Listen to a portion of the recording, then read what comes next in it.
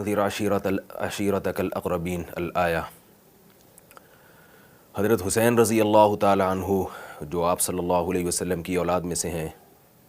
اور آپ صلی اللہ علیہ وسلم کی نسل جو آگے چلی ہے حضرت حسن اور حضرت حسین رضی اللہ عنہما سے چلی ہے، تو آج انشاءاللہ ان کی فضیلت پر چند کلمات آپ کے سامنے پیش کروں گا، اس لیے کہ اہل بیت سے محبت کرنا،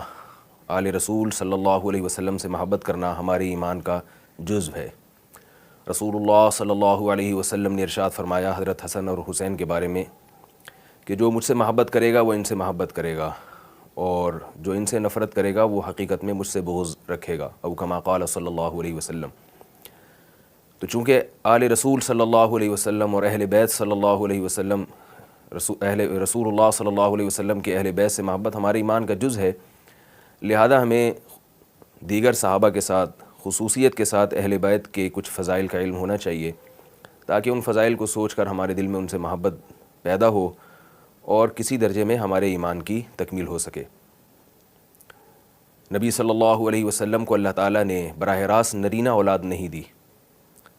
مشرکین آپ صلی اللہ علیہ وسلم کو یہ طعنہ دیا کرتے تھے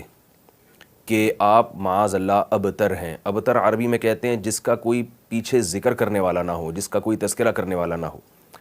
بے اولاد شخص کو ابتر کہا جاتا تھا، اور عرب یہ کہتے تھے کہ یہ ایک نحوست ہے کہ جب انسان دنیا سے جائے گا اس کے پیچھے اولاد نہیں ہے تو اس کا نام لینے والا کوئی نہیں رہے گا۔ تو اللہ تعالیٰ کو بڑا غضب آیا اور قرآن مجید میں سورہ کوثر نازل ہوئی، فرمایا ان شانئک ھو الابتر، اے محمد صلی اللہ علیہ وسلم آپ ابتر نہیں ہیں،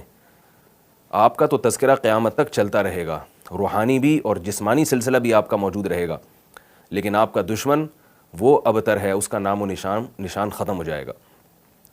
تو اللہ تعالیٰ نے محمد صلی اللہ علیہ وسلم کے روحانی سلسلے کو جو چلایا، وہ جتنے بھی مسلمان ہیں آج 1 ارب 22 کروڑ سے زیادہ مسلمان، وہ نبی صلی اللہ علیہ وسلم کی روحانی اولاد ہیں، اور اللہ تعالیٰ نے آپ صلی اللہ علیہ وسلم کی جسمانی اولاد کا جو سلسلہ چلایا وہ حضرت حسن اور حضرت حسین سے چلایا، اور آج آپ کو سادات دنیا میں بہت کثیر تعداد میں ملیں گے۔ تو آپ صلی اللہ علیہ وسلم کے دشمن کے بارے میں اللہ نے جو فرمایا تھا کہ ابتر ہے، وہ واقعی ابتر ثابت ہوا، اور ہمارے نبی صلی اللہ علیہ وسلم کو اللہ تعالیٰ نے جو اولاد دی، انہیں جن اوصاف سے مزین کیا، وہ اولاد آج تک ان کی نسل موجود ہے، اور ان میں نبی صلی اللہ علیہ وسلم کی نسل کو بڑھانے میں، آپ صلی اللہ علیہ وسلم کی نسل کو چلانے میں 2 شخصیتیں ہیں، حضرت حسن اور حضرت حسین۔ آپ صلی اللہ علیہ وسلم کی جو 4 بیٹیاں تھیں ان سے آپ صلی اللہ علیہ وسلم کی آگے اولاد نہیں چلی۔ نبی صلی اللہ علیہ وسلم نے حضرت حسن اور حضرت حسین کا نام خود تجویز فرمایا۔ روایات میں آتا ہے کہ جب حضرت حسن کی پیدائش ہوئی، آپ صلی اللہ علیہ وسلم نے ان کا نام حسن رکھا۔ عربی میں حسن کہتے ہیں کہ خوبصورت چہرے والے کو، تو حضرت حسن چونکہ بہت خوبصورت تھے،